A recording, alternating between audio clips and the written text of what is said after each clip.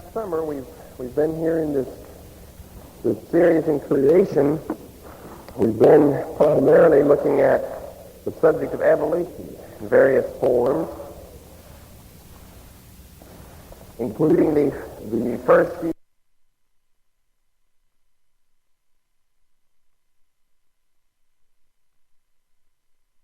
messages that we had to do to introduce this whole subject and our series here.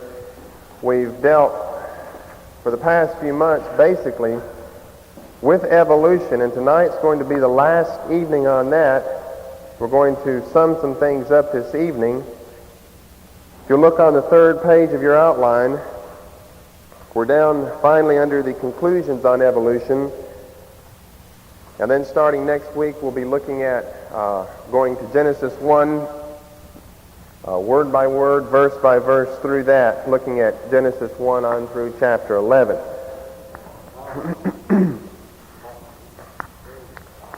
We spent 2 weeks looking at the flaws of evolution, scientific, biblical. We looked at the laws of thermodynamics, the law of the conservation of energy, the first law, and the second law was the law of entropy. And so this evening we want to look at the impact that evolution has had on society, and we'll be looking at those various points that you see there under the impact of evolution on society.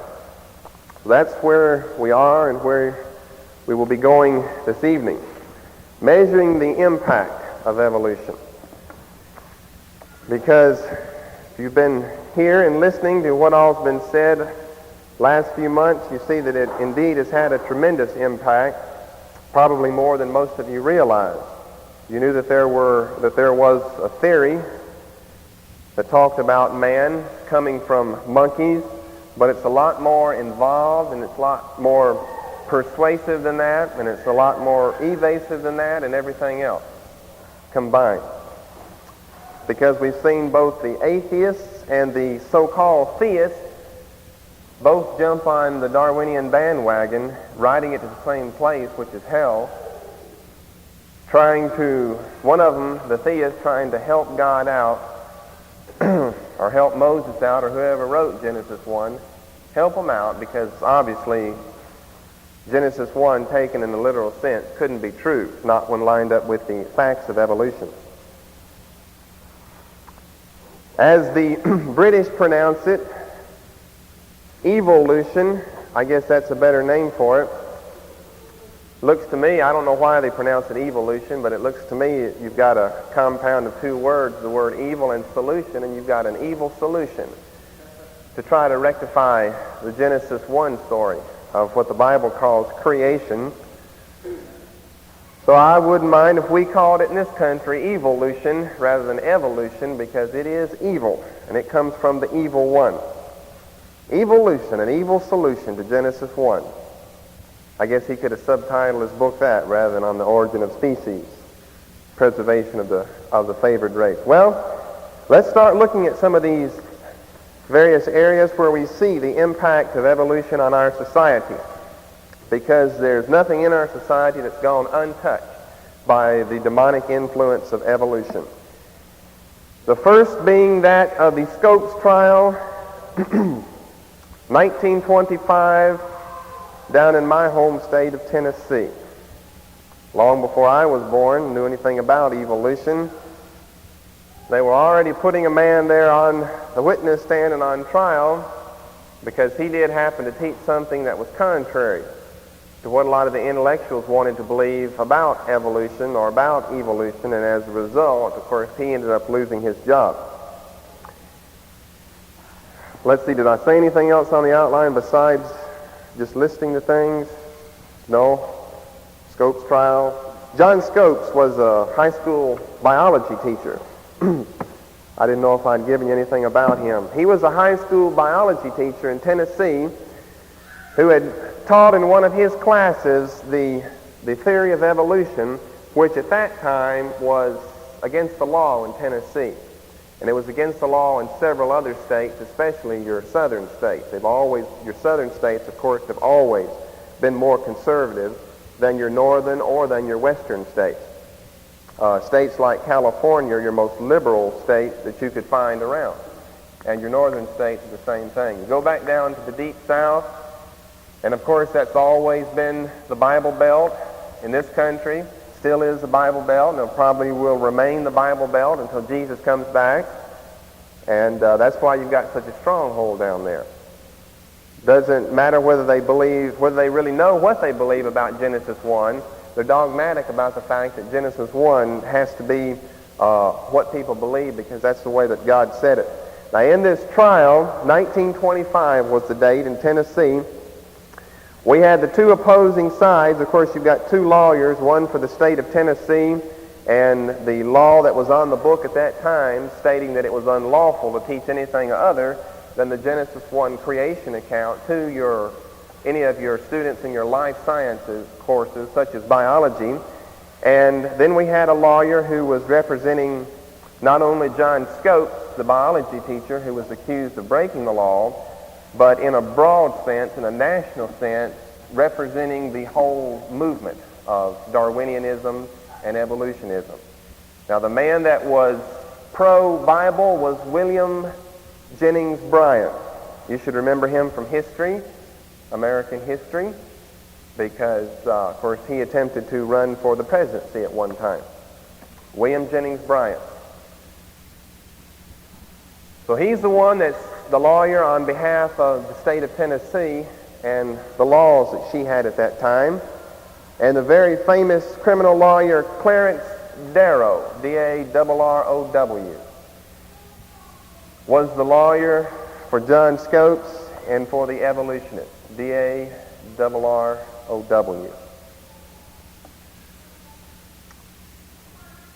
It's funny to go back and look in some books and see our old newspapers. You can find these, of course, in a major library on microfilm, and it's worth the time to go back and look. I don't remember the exact date, the month and day when in 1925, but to see the newspaper articles, especially the caricatures that are painted or that are drawn there in the newspaper, representing Bryan and Tennessee and everyone else in the South as nothing but a bunch of backwoods, hillbilly, superstitious, Bible-believing people that hadn't come out of their southern shell of fundamentalism into the broadly accepted realm of evolution and all the other things that were being taught by your liberals.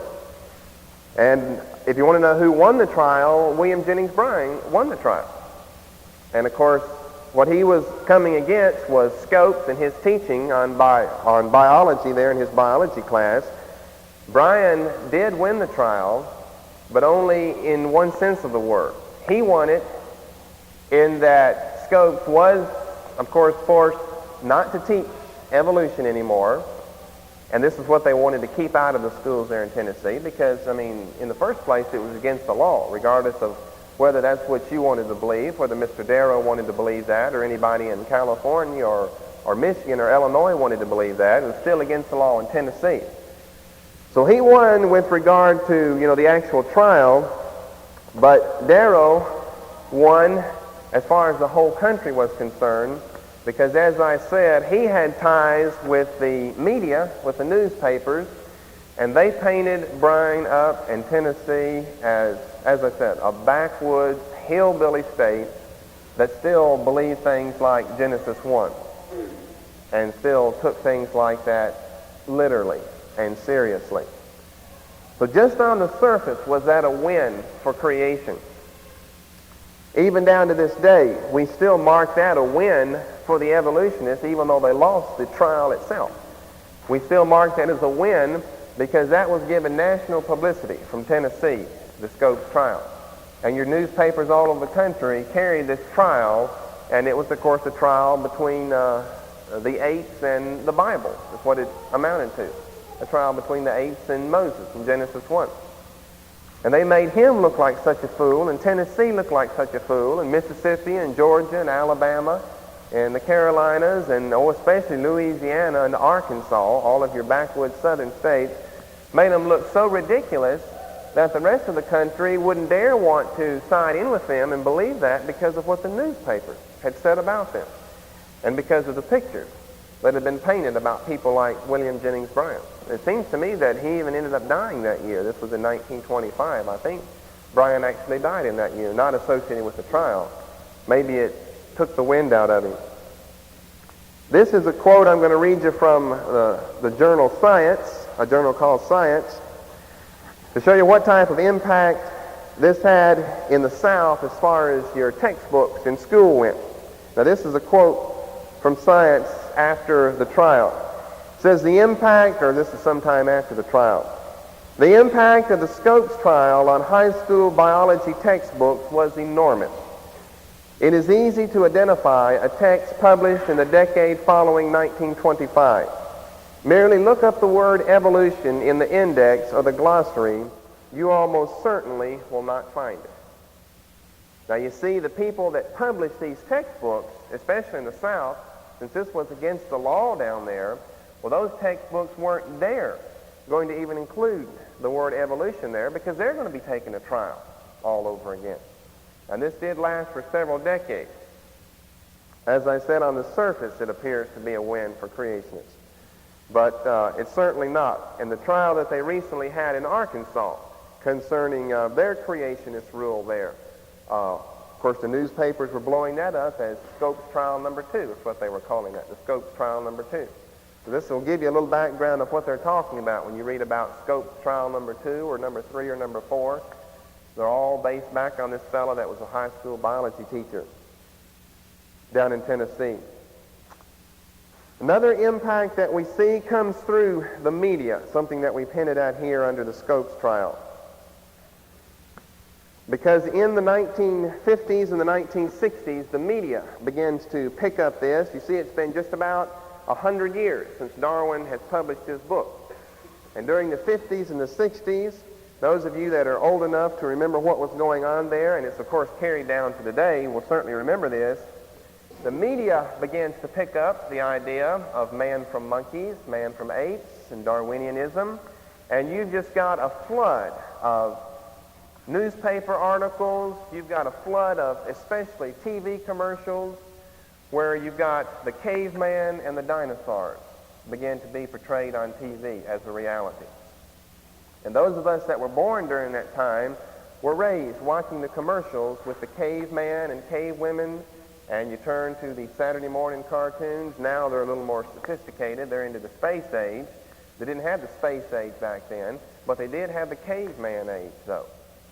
And just think of all the cartoons you've seen that are based upon monkeys, based on cavemen, based on dinosaurs, and it just flooded this entire country. And along with that came this series of books. This was the most popular one. It was a series published by Time Life. Beautifully illustrated book that made it into thousands of homes and school libraries. You check in homes, you check in school libraries. This is just, of course, one in the series. This is the prominent one dealing with what we're dealing with. And they're very well written. You've got just scores and scores of beautifully illustrated pictures, color pictures, outstanding color pictures. You've got the pictures of all the scientists bending over their scientific equipment, and they look real professional. And again, no one's not going to believe what's said in here, because look who published it, Time Life. I mean, Time, you know what Time stands for, Time Magazine, Life, the same thing. Based in Chicago, by the way. There we go back to the north. You wouldn't find Time Life headquarters in Mississippi, but you'll find it in Chicago, though. And so they've spread these books, and this was done back in the 50s and the 60s. Let's see if this book even has a date in it. I don't know if it does or not. 1965. I guess that's when this one came out. Show you some various pictures. Any of you have these books at home? You've got these at home too? You see, the older people have these at home. Not meant anything by that, but you do. I mean, you should have them at home. As opposed to someone that's younger, you'd have these books at home. Now, this is the creation account. Of course, they're making a mockery of it. The title over here is The Quagmire of Tradition. Now, here, this is Mr. God right here in the middle. And you've got Adam and Eve laying over there naked under a tree. They got her just covered up enough you can't see her. There you've got all the animals there together. Now this is Archbishop Usher up here in the corner. I'm going to read you what's said here as soon as you see the picture. Now this happens to be the very first chapter, about the first page here, the first full color page you open up to. What are they going to show you? The quagmire of tradition. This is, a religious tradition. They're going to get rid of that here in the first page, and the rest of the entire book is devoted to the scientific aspect, and they've dealt one page here. Not even a page. I mean, this is just a tiny bit down here in the corner dealing with the Genesis account. This is what this it says right here, a note here under the picture, literal Genesis. This 16th century scene, so it evidently was painted in the 16th century, shows all life created almost simultaneously. 7 days apart is almost simultaneously. The story of Adam and Eve is shown in sequence proceeding from left to right. Until the 18th century, few men were curious about the age of the earth, nor did many question the tradition that all life had been created in the year 4004 BC, a date calculated by Archbishop Usher. But as fossils of extinct animals were found in deeper geologic strata, it became clear to some that the earth must be far older. How do we reconcile this with tradition? One answer was catastrophism. This doctrine stated that the formation of strata was accelerated by a series of creations. There, of course, they're going back to the gap theory. A series of creations whose products were eliminated by subsequent catastrophes like Noah's flood. A series of catastrophes. You see a plural. See, they've even got the gap theory right there. But the evidence was mounting to the contrary.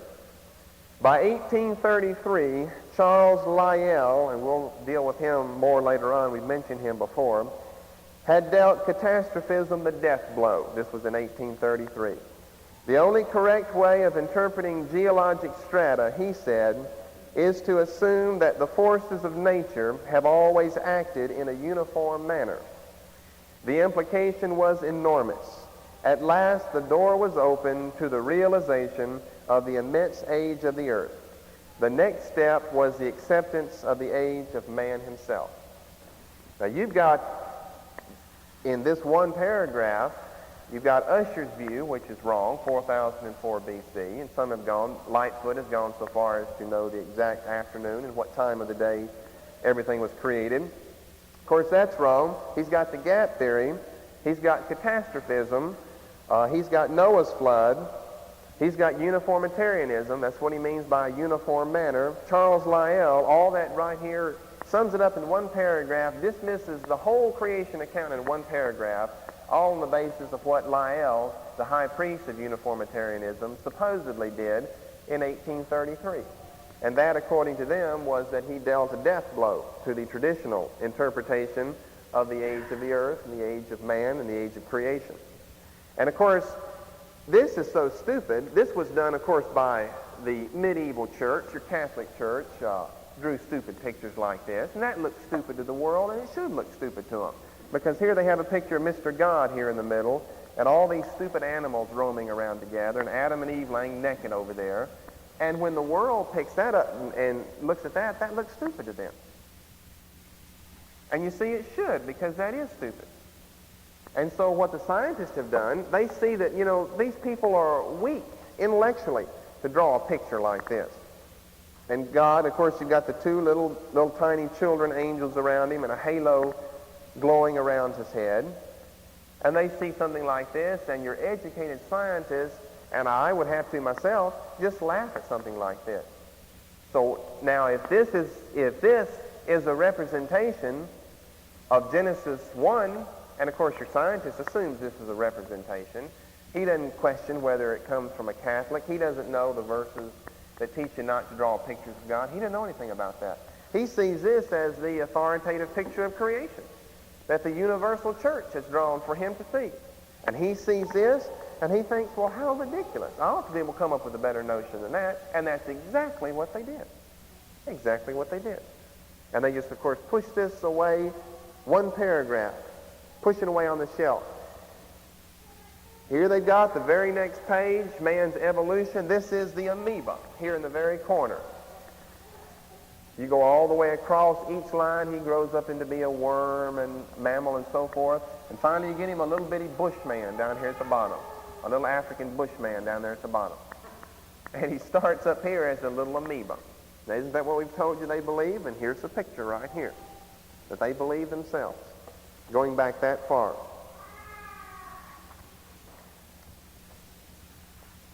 This is a picture of all the scientists who were trying to determine whether the Piltdown man was real or a hoax. And they do admit this was the ape man that never was. They should have looked at the rest of them. All of the ape men who never were. And here they are, of course, finding out that acid has been used on him and his bones, his teeth have been filed down, and that was a pure hoax that they discovered there in England. You have a question, sister?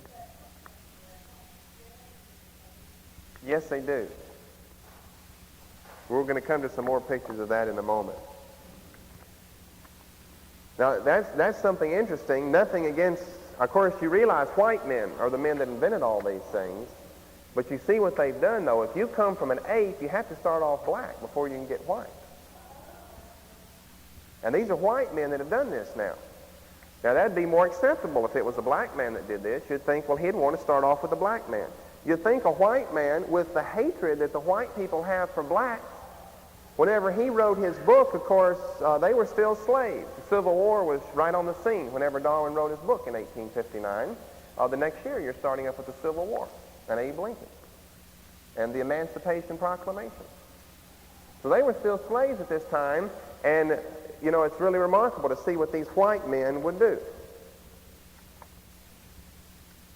What's interesting is that since they do say that he has come from an ape, and as we've shown you, they find pieces of bones, like the fragment of a skull, and they reconstruct a whole man by that, and how do they know that that whole man was covered with hair?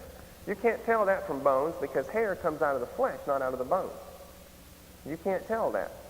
But they go back, see, that's just purely a suggestion of man. They go back and show you that each one of these different men gradually begins to lose some of his hair. But you see, you'd never know that unless you saw that man yourself. If you've got a bone, let's say you've got all of his bones, you can make a whole man out of it. But you can't tell whether he's got hair on his body or not, whether hair is covering him all over. And see, they just write these things up as the fact of science, and of course no one's going to be fool enough to challenge them, except people that really do believe what the Word of God says. They won't be afraid to challenge them. Some of this is literally falling apart. They go back to the very beginning, and here starts their, here's the little monkey right here at the very bottom. Now, they got the whole thing drawn all the way up to your modern man, so you have to go. Starting with your monkey, you're going all the way over here with these men. And you see all of them, they've got hair. Slowly they're losing their hair. They are growing taller, becoming more erect. Starting over here, ending up over here. What do we go through? Australopithecus, Homo erectus, early Homo sapien. So here we've got to an early Homo sapien here, not quite like us, but he at least is a Homo sapien. Seems like they've got these things backwards here. This is another page where we've got some more together. Your Neanderthal man, your Cro-Magnon man, and then your modern man. Neanderthal, Cro-Magnon, up to your modern man. Now, how do they know they got hair on them there? See, they got no idea that they have hair on them. But they know if you start with a monkey and you end with a man, the only stages you can have in between are growing less and less hairy. That's on the basis of their intellect and their reasoning backwards. But that, of course, doesn't always work. This is back a little bit earlier. I don't think this page is torn out. Of an Australopithecus, if you really want to get a good face snapshot of what your grandfather used to look like, or what you would still look like if you lived back there, there you are.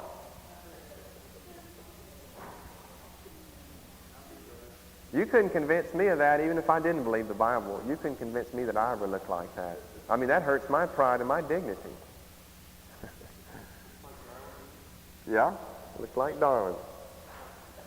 Probably what he looked like one morning when he woke up.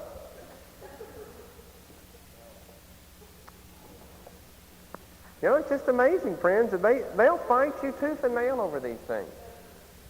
And like I said, if I was lost, that hurts my pride, just my old carnal pride. That would hurt my old carnal pride to say that I used to look like that. You wonder where people are. Well, we know where they are. They're just deceived. Oh, that's Raymond Dart there. Here's a family. This is a whole family of them, so you ladies can see yourself. And here's the dad. There's the mother, and here's Junior down here. There's a whole family of an Australopithecus there, roaming around together.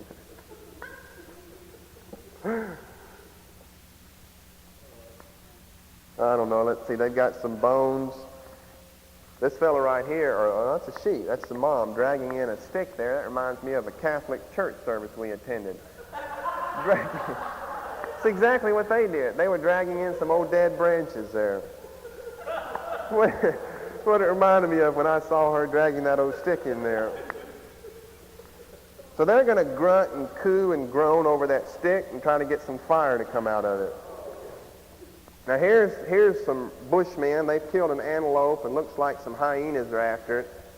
And so here's one of them is trying to scare him off, and one of them's throwing a stone at the hyena because they attacked this antelope here, and now the other beasts out there in the world are trying to take this away from them. Just filled with these interesting pictures. Now he's picking some berries to eat there.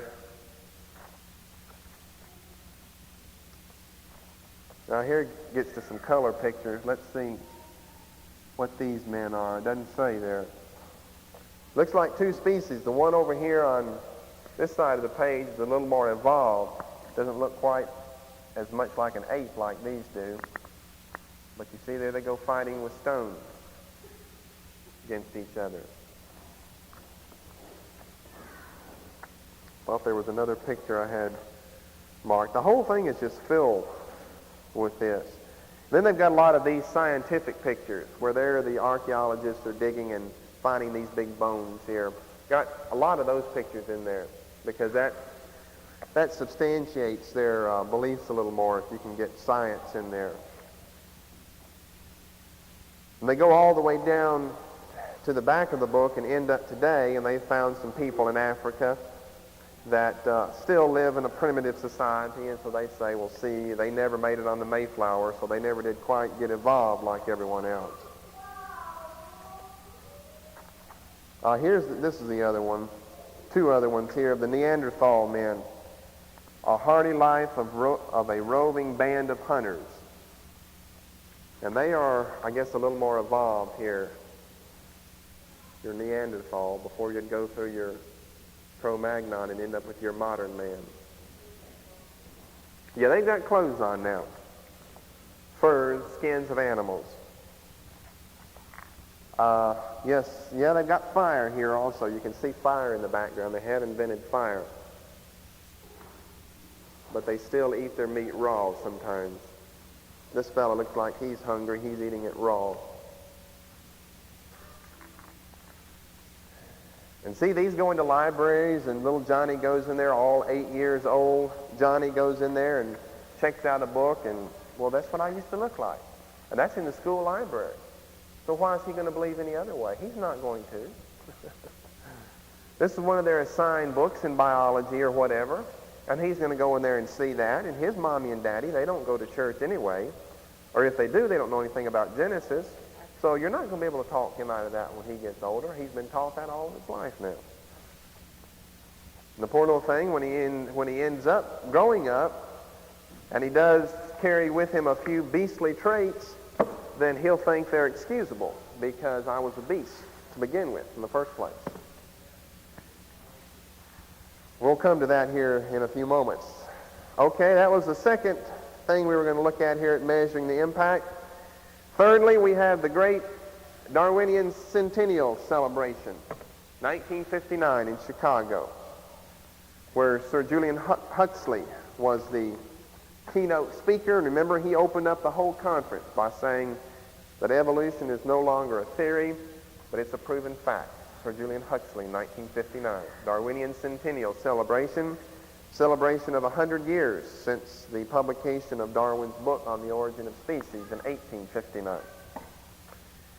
As one fellow said that reviewed this whole gathering they had there in Chicago, he said it looked like a religious worship service when he was there.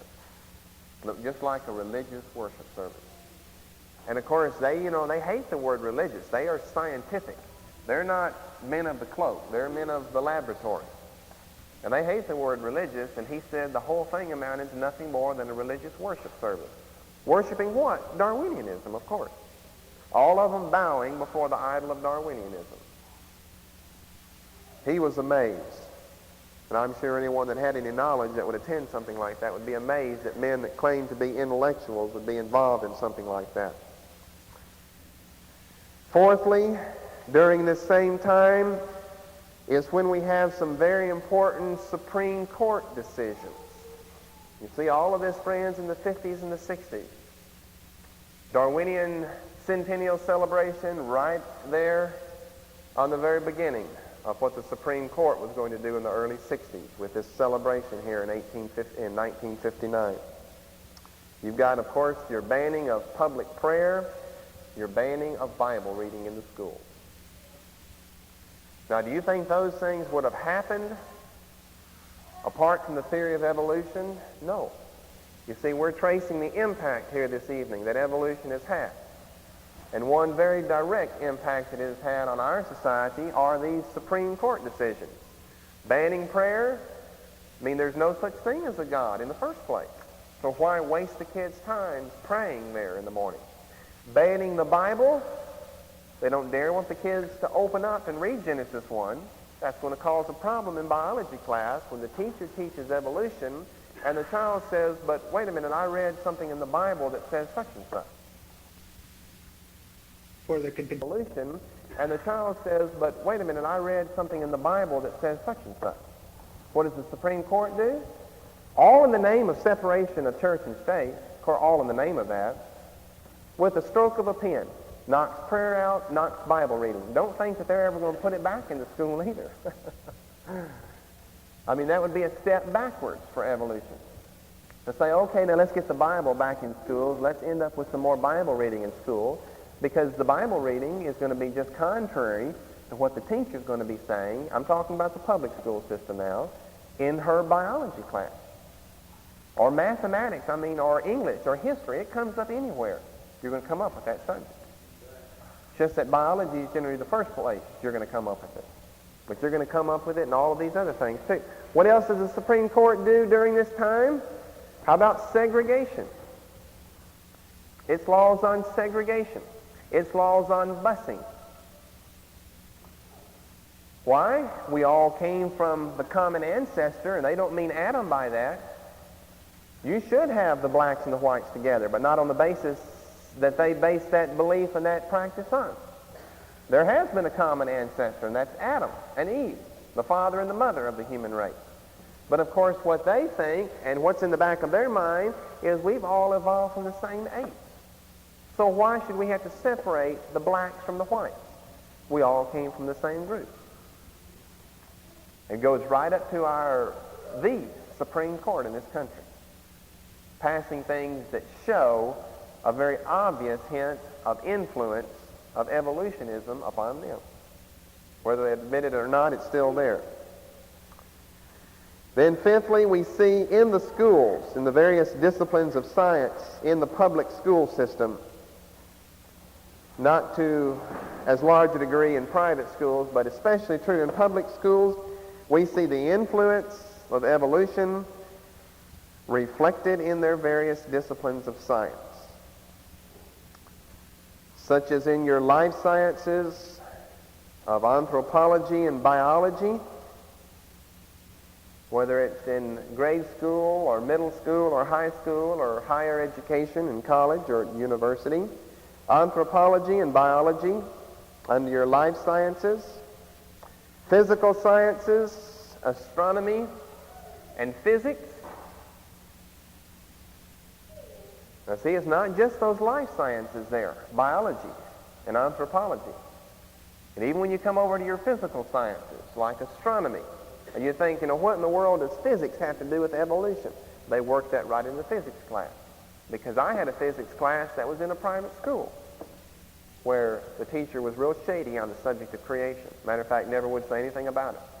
The only thing I could take, this was at a school where you could voice your biblically based opinion. You were supposed to. You're supposed to be a Christian teacher. So you'd expect them to say what they believe based on the Bible. Now, if they believe something different than the Bible, then you'd expect them not to say it because they'd lose their job there. And she never would. That subject got brought up several times. And this wasn't in, biology. This was in physics. And wouldn't say anything about her position on creation or evolution or anything. The only thing I could assume, and I did assume it, was that she must believe in evolution. Very educated woman, different degrees from college. And you're not going to find a whole lot of your educated people believing in creation. We can turn over to 1 Corinthians 1 to see why.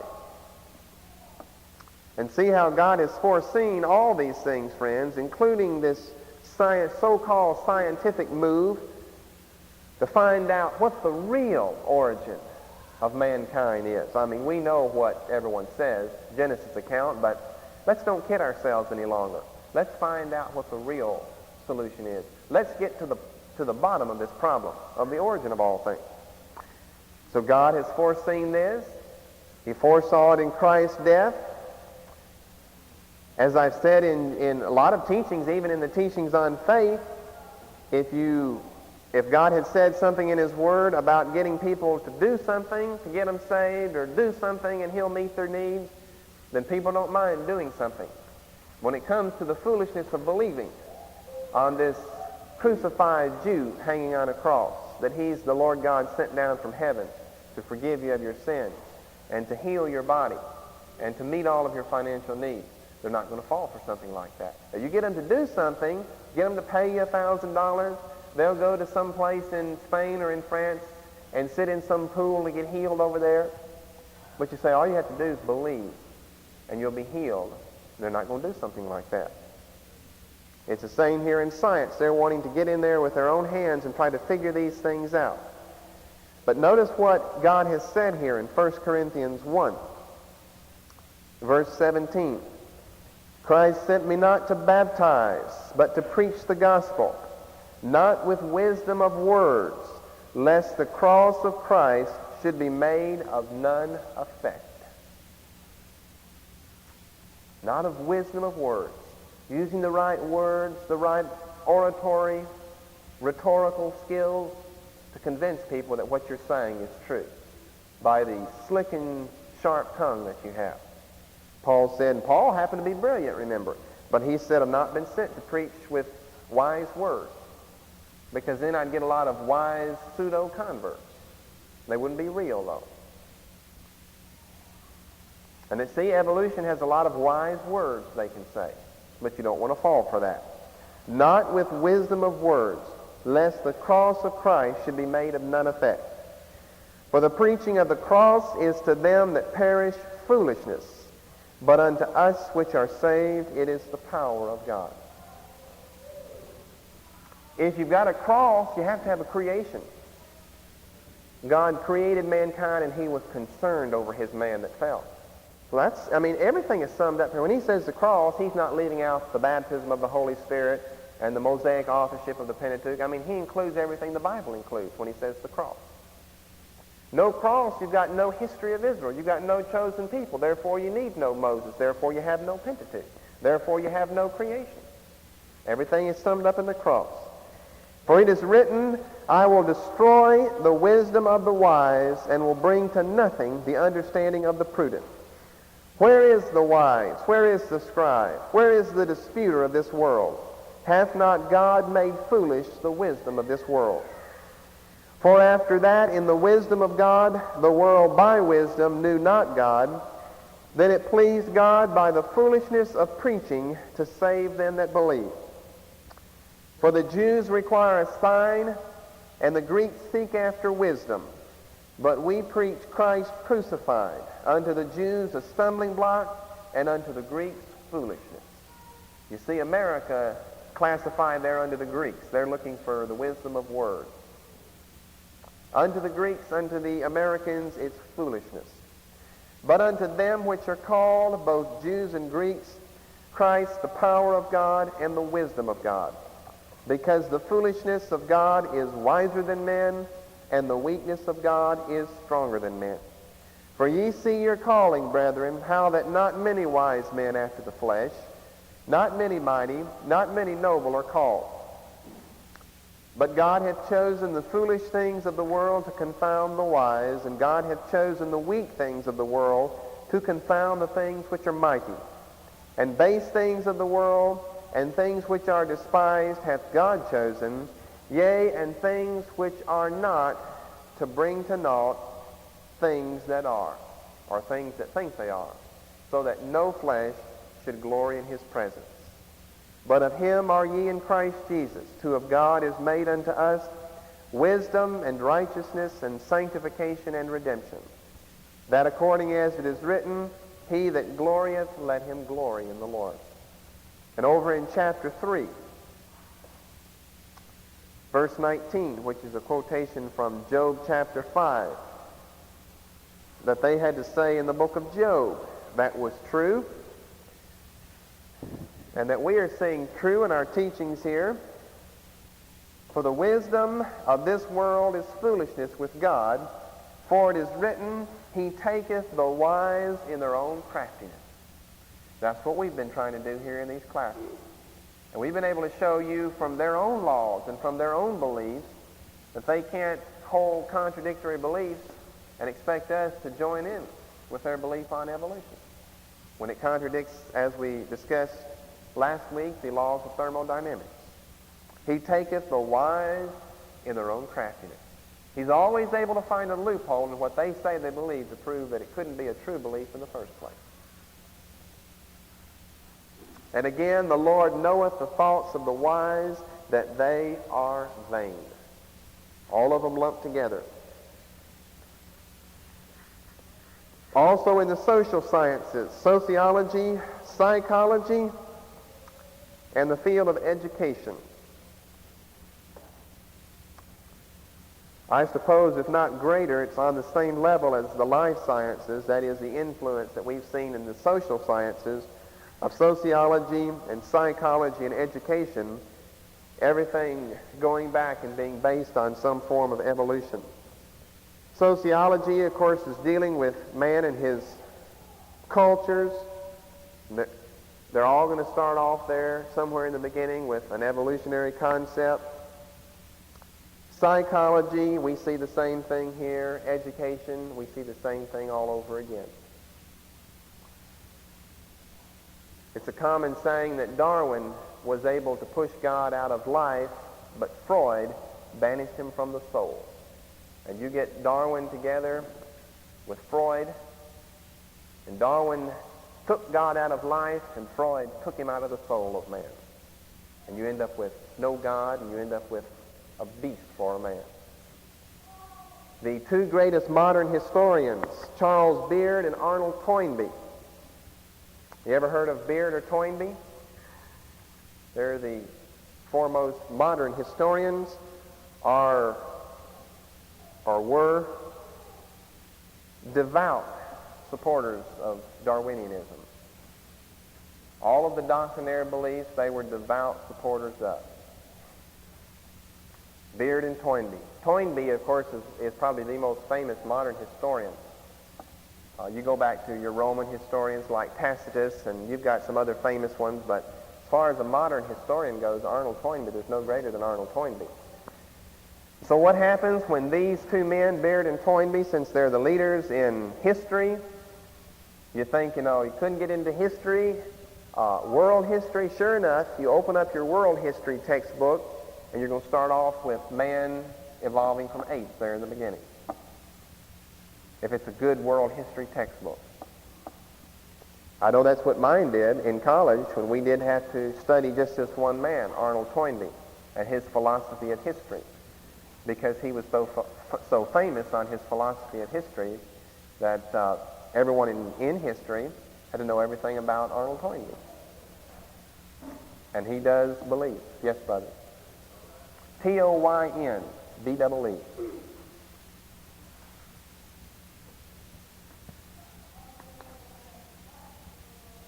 And along with these two, we can add in John Dewey. You know who John Dewey is? He's the founder of the educational system in this country. He had two schools of education, one at Columbia University and one, I believe, at the University of Chicago. And our whole school system, the whole public school system is set up on the philosophy of John Dewey. What did Dewey believe about evolution? Devout supporter of Darwin and evolution. You see, not just biology here, not just astronomy, but every one of these various things that you'd be studying in school, it's had an influence in the past by the leading men in these fields who all believed in evolution. You're just not finding modern men that are leaders to the degree or to the rank of people like a Toynbee or a Beard or a Dewey or a Huxley that believes in creation. And that shouldn't be something strange to us. We just read it there in 1 Corinthians 1. Not many of those. A few, but not many.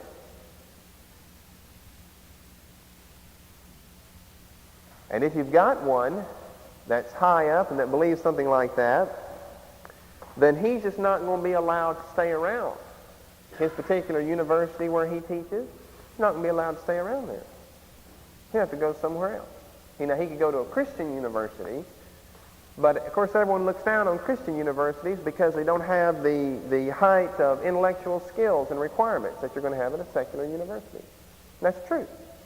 And nothing really wrong with that. They're putting emphasis on the spiritual man along with the intellectual man.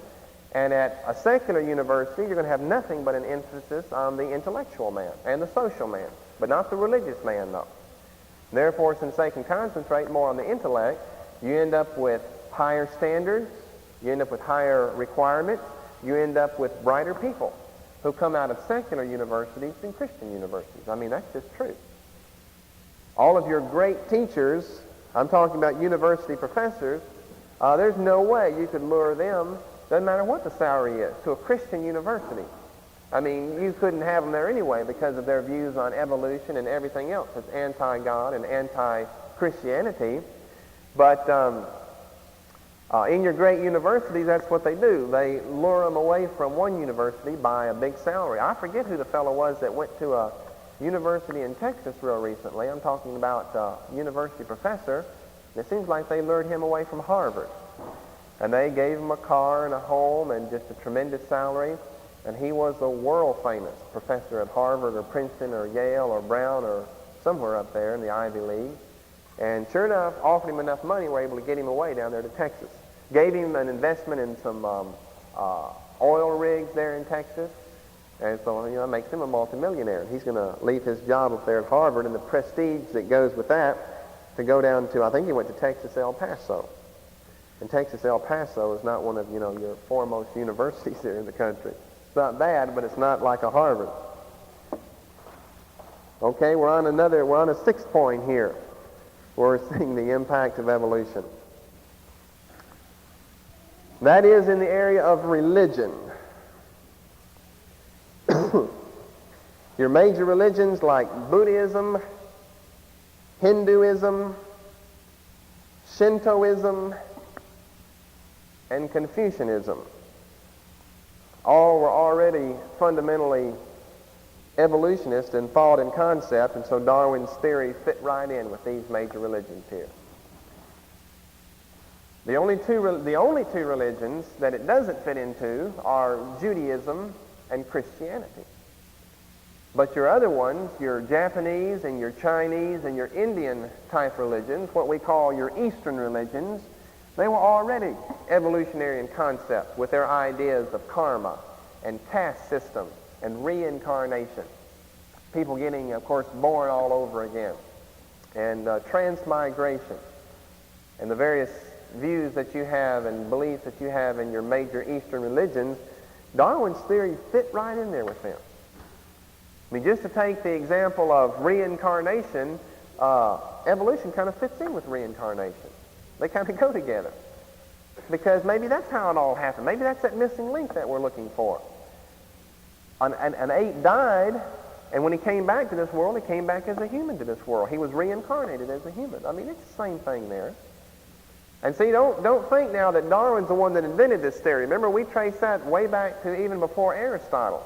It's just that Darwin in his book gave such a thrust to the whole movement. And of course, these religions were founded a lot longer ago than Darwin wrote his book.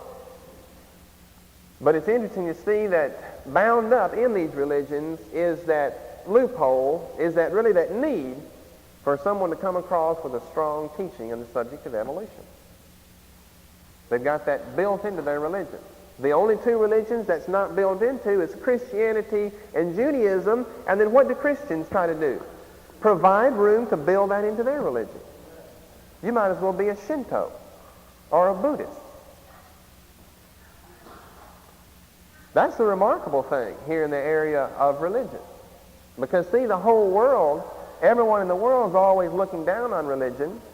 Christianity, they're looking down on any type of religion. Karl Marx, remember, said that religion is the opium of the masses, and he hated religion. He said you get religion, it's like getting opium. Makes you lazy and sluggish and dull. I guess there's a truth to that in some religions and some people. That religion is the opium of the masses. But, well, that reminds me of a quote that I wanted to read here that's similar to that. I think Huxley was the one that said this. Yeah, this was Julian Huxley. Now, this is Huxley all over again. And this, again, was said at the Darwinian Centennial celebration in 1959 at the University of Chicago concerning religion and evolution. This is a direct quote now of what he said. In the evolutionary system of thought, there is no longer need or room for the supernatural. The earth was not created, it evolved. So did all the animals and plants that inhabit it, including our human selves, mind and soul, as well as brain and body. So did religion. Evolutionary man can no longer take refuge. This is the part to listen to, and this is the same thought that Marx is getting across when he says that religion is the opium of the masses.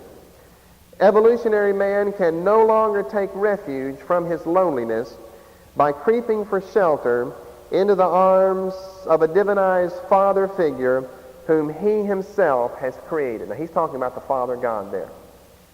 And what he's saying is there's no such thing as a Father God.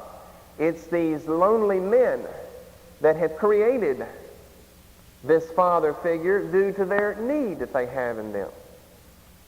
And this is something that they have a difficult time explaining when we get here to religion, because every country has a religion. What are you going to do about that? Well, all mankind has ended up with this lonely need of having some type of higher being that he can express him to in some magical or mystical or supernatural way, that he can find rest and comfort in his shelter. Doesn't matter whether it's Mohammed or Jesus or Yahweh or who it is. In our studies in Old Testament, we're here in the area of religion. This evolutionary doctrine and belief is what had such a primary thrust in the movement of higher criticism. Because you see, these Old Testament scholars, once they begin to accept evolution, they go back here and read the Bible, and of course, as we've showed you there in the Pentateuch, don't believe that Moses wrote the Pentateuch because it's too strictly monotheistic. And all religions have started off polytheistic, and of course, Judaism is the only one that's finally ended up with your latter prophets as being a monotheistic religion. And this is the same thing that's crept into there. They're not going to allow things that are as elevated and as correct and right as Moses' Pentateuch spanned 1400 BC. Can't do that. It's too early for something like that. We've got to get the time in there, the time needed for a process of evolution.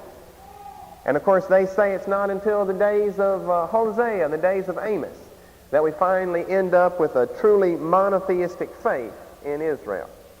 And they're wanting to quote you all types of alleged proof texts they can find that Israel worshiped the spirits that were in trees and the spirits that were in stones, and that's why they wouldn't hammer on the altar, because you would disturb the spirit that was inside the altar. And just they've searched Jerusalem with a lamp to find some proof texts that would show that these books that we see here, Genesis to Deuteronomy, were not really written that early. They were written a lot later than that.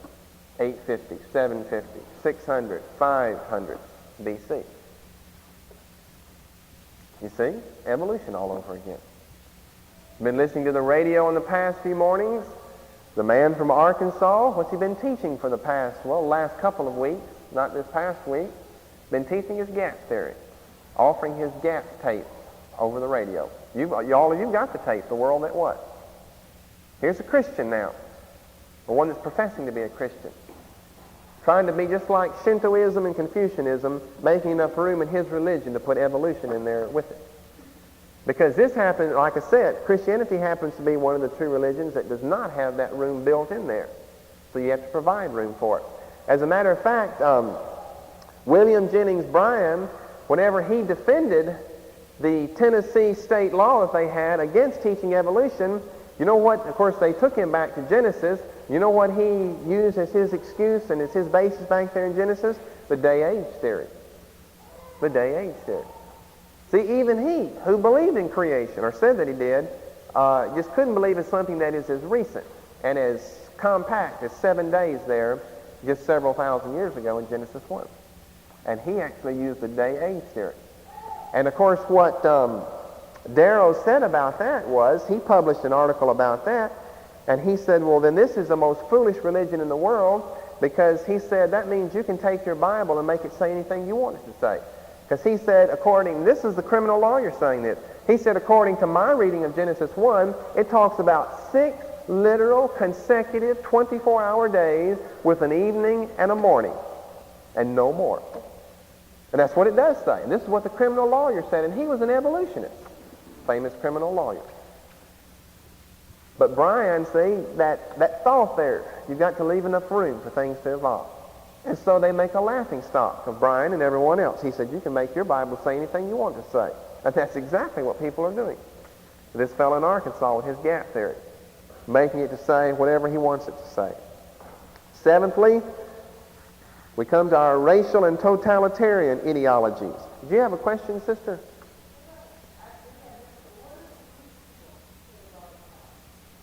The Jewish people believe still in creation. Yeah. Racial and totalitarian ideologies. Another area we see a tremendous influence, basically from a German philosopher by the name of Friedrich Nietzsche. Nietzsche. Friedrich Nietzsche, a famous German philosopher. His two most famous spiritual children were Mussolini and Hitler, devout followers of Friedrich Nietzsche. He is famous for his philosophy of the will to power.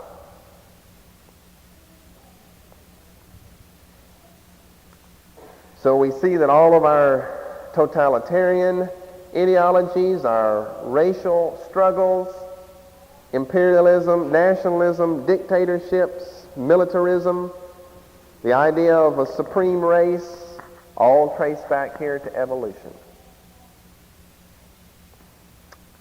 Eighthly, some social implications. First of all, the present-day dog-eat-dog theory of capitalism has come from evolutionism. We're all dogs anyway. That's what you've got right out there, right here in the little town of Waconia. Dog-eat-dog capitalism. I'm going to slice my prices to run you out of business. Then he's going to slice his prices to get back at him. And there they go, fighting back and forth. If this theory of evolution is true, here under social implications, secondly, we end up with no morals and no ethics.